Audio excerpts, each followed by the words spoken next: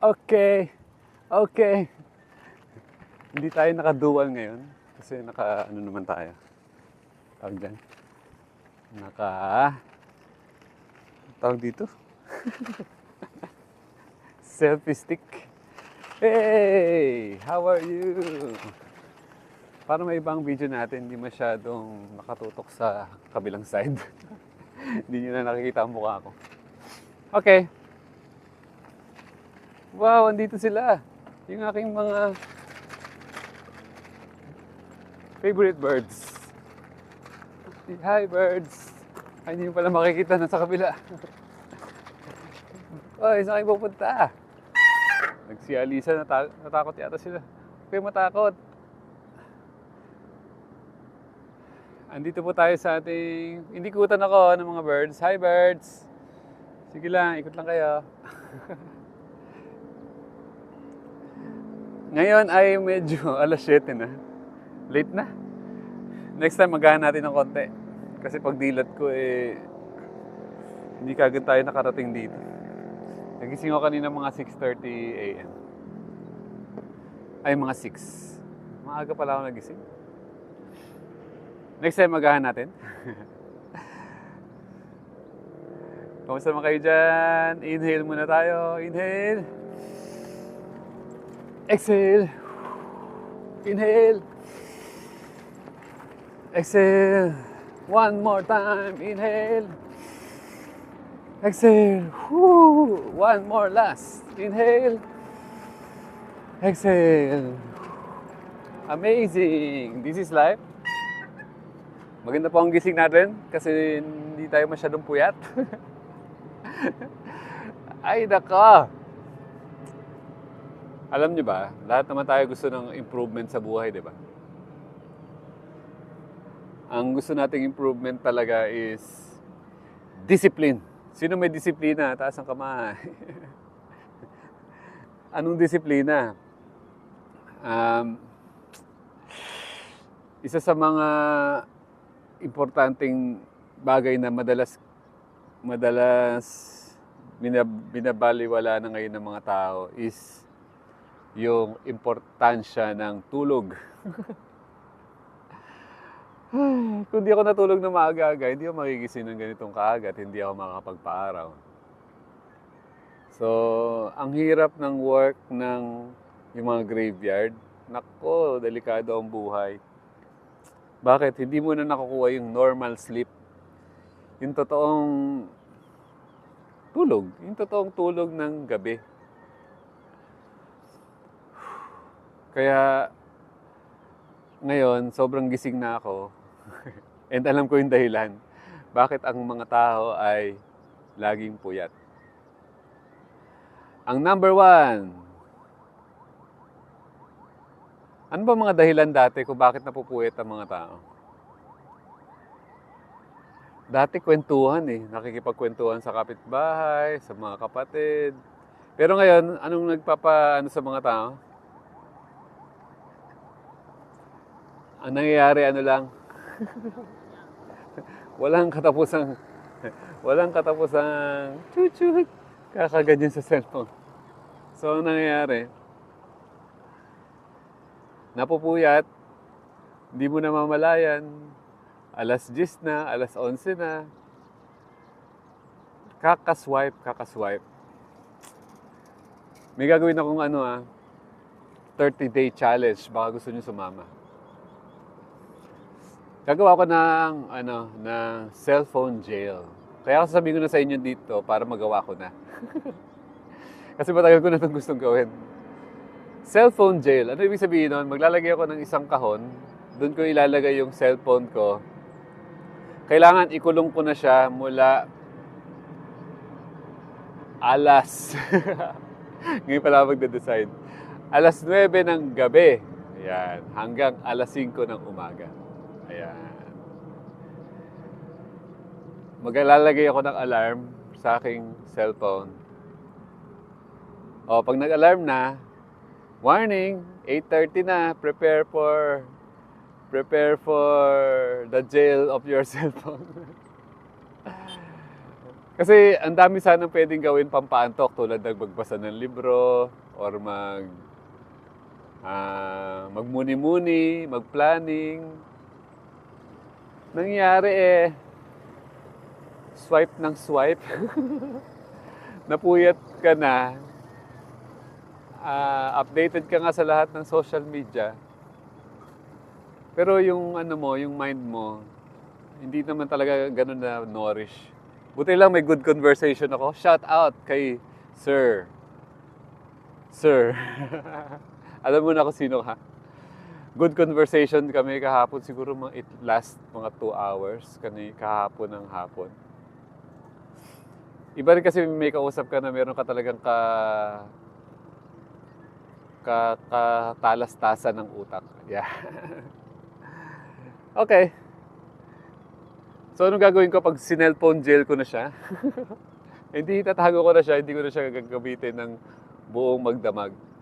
Para mayroon ako time to myself, pwede kang magpaantok sa paglilinis ng kwarto, or pwede kang So, it's a 30-day challenge. Sino gusto sumali? 30-day challenge, 9 p.m. to 5 a.m. Next time, i-improve natin mas earlier. Pero okay na siguro yung 9 o'clock. So, ibig sabihin, 9 p.m., patulog ka na nun. Nasa kwarto ka na, nagpe-prepare ka na to sleep. So, paano natin gagawin yun? Isiset natin yan. Dahil naka-mindset tayo, isiset natin yung mga schedule natin, gawin lahat natin sa umaga hanggang hapon. Okay? At alam niyo naman po, ba't ba ako nakatingala? At alam niyo naman po, ang daily meal natin is usually around mga 9 a.m., 8 a.m., and 4 p.m. Yan. So, marami tayong magagawa. Mga normal routine sa buhay. 30 days. Wow, 30 days ba? Ano ba ngayon? Pwede, kaya natin gawin yun. Sino gusto sumali? Taas ang kamay. Mag-comment naman kayo dyan. Tapos, within the day, magdadagdag pa ako ng additional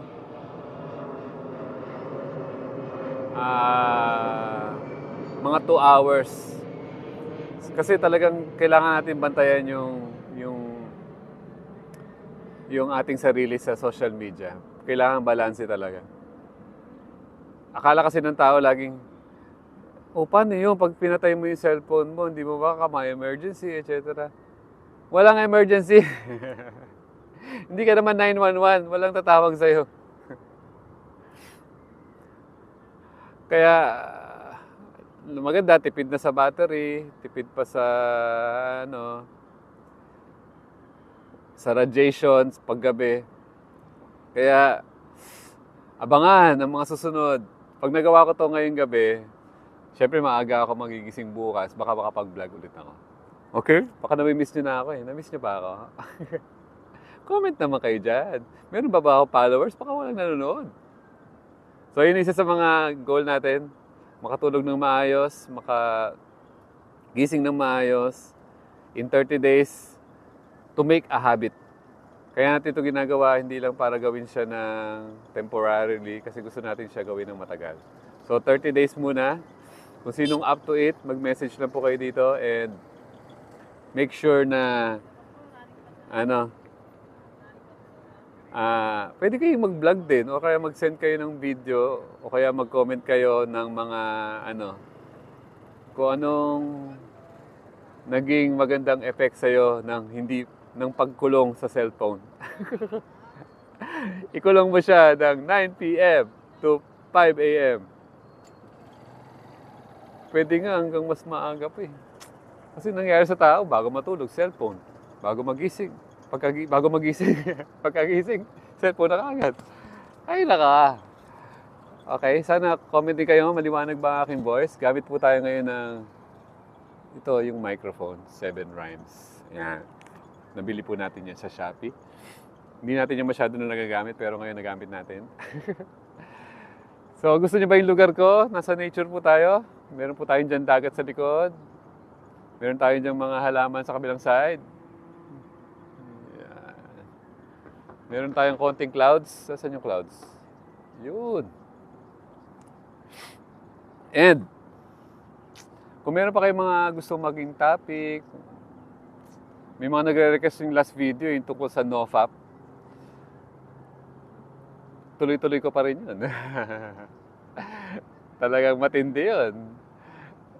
Comment kayo ulit dito. Tingnan ko kung nanonood pa kayo. Kasi may nag-comment, gawa ka ng maraming topic regarding this. Okay. Gagawin natin yan sa susunod na mga araw. And alam niyo naman po, lahat ng video po natin is impromptu. Wala masyadong plano. Pagka video, upload ka agad. So, ganito tayo sa Buhay Sakto Life. Huwag kalimutan, ang goal natin dito is magkaroon ng masaya. Happy ka ba? Masaya, malaya, at payapang buhay. Yan ang totoong buhay sakto. Ang tagline, hindi sobra, hindi kulang, sakto lang. Okay. Buhay sakto, meron tayong dalawang audience ngayon. Si YT1, si YT2. Hello, why are you here? Pinapanood niyo ba ako? Kayo ba'y vlogger din? Bike and talk. Ano ba ginagawa natin? Para tayong nagba-bike and talk. Ano pa pong update? Dahil marami na tayong oras ngayon, madalas tayo sa bahay, try natin i-update lahat ng ating social media. Gandahan lang natin ang ating mga logo, ating mga tagline. Yan. Okay, for the last time, inhale. Exhale. Last two, inhale. Exhale. And last one, inhale.